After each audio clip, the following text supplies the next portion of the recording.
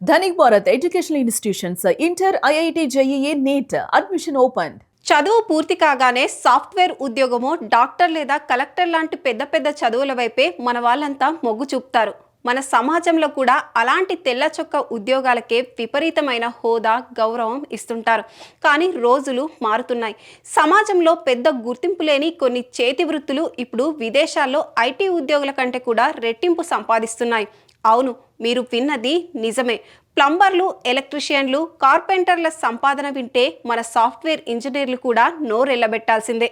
ఇండియాలో ఎవరైనా నేను వడ్రంగి పనో ఎలక్ట్రీషియన్ పనో చేస్తుంటా అంటే చదువు అబ్బని వాళ్ళే ఆ పనులు చేస్తారనే చిన్న చూపు మనకుంది.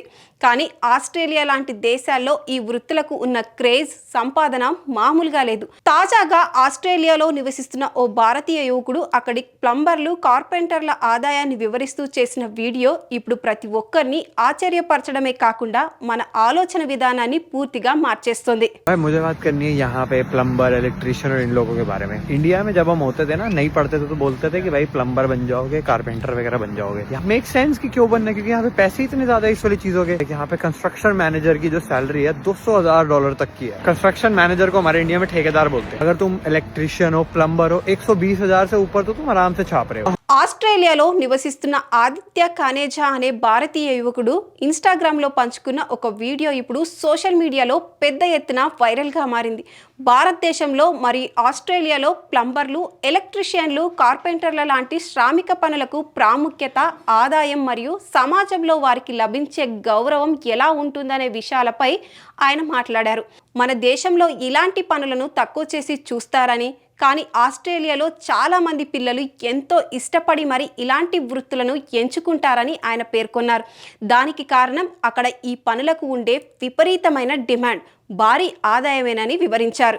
पहला इंडियन हूँ, मेरा बच्चा वो मुझे नहीं चाहिए इंजीनियर डॉक्टर बने. तू भाई जाके कारपेंटरी सीख के आ पहले, ताकि मैं 15 मिनट का $150 देने बंद करूँ. और सबसे बढ़िया चीज है यहाँ पे रिस्पेक्ट की, ट्रेड की, हाथ से काम करने की रिस्पेक्ट बहुत ज्यादा. इंडिया में नॉर्मली तुम्हें नहीं दिखता कि इलेक्ट्रिशियन को बड़ी कोई इज्जत मिल रही है, प्लम्बर को इज्जत मिल रही है. आज अगर मैं सोचूं ना कि मेरे को जॉब छोड़ के ब्रिस्बेन जाना है, तो मेरे को पहले यहाँ पे 10 चीजें देखनी पड़ेगी. वहाँ पे मेरे लिए जॉब है नहीं, अप्लाई करनी पड़ेगी, कोई मेरे को लेगा तो मैं जाऊंगा. अगर मुझे कोई ट्रेड आता होता ना, मैं आंख बंद करके ऑस्ट्रेलिया की किसी भी सिटी में रह लेता और मैं उतने ही पैसे कमा रहा होता, अगर ज्यादा नहीं. तो ये थी मेरी इस हफ्ते की रैंडम ऑस्ट्रेलिया की बात.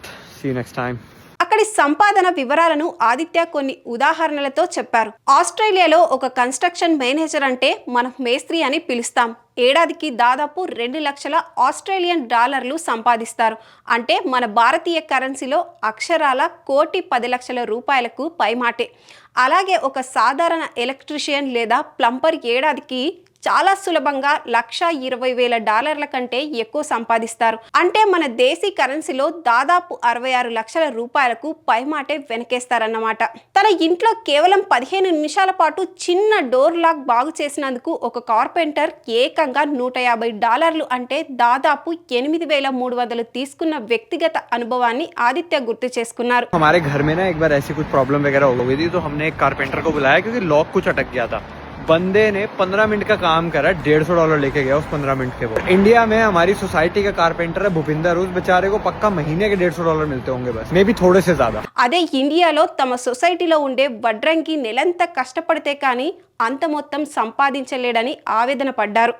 అందుకే ఒక భారతీయ తండ్రిగా తన పిల్లలను ఇంజనీర్నో డాక్టర్నో చేయడానికంటే మొదట కార్పెంటర్ లాంటి చేతి వృత్తులు నేర్చుకోమని చెబుతానని ఆయన సరదాగా వ్యాఖ్యానించారు.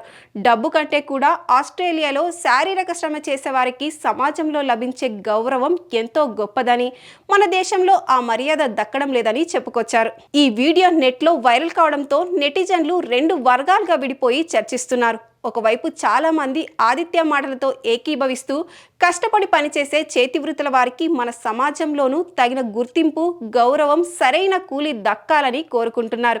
అయితే మరికొందరు మాత్రం భారతదేశానికి మరియు ఆస్ట్రేలియాకు మధ్య జనాభా, ఆర్థిక పరిస్థితులు మరియు జీవన ప్రమాణాల్లో చాలా తేడాలుంటాయని, కాబట్టి ఆ 2 దేశాల మార్కెట్లను నేరుగా పోల్చడం సాధ్యం కాదని వాదిస్తున్నారు. ఏది ఏమైనప్పటికీ మన జీవితంలో ఎంతో కీలకమైన ఇలాంటి శ్రామిక వృత్తులను తక్కువ చేసి చూడకూడదనే ఒక మంచి ఆలోచనను ఈ వీడియో రేకెత్తించింది.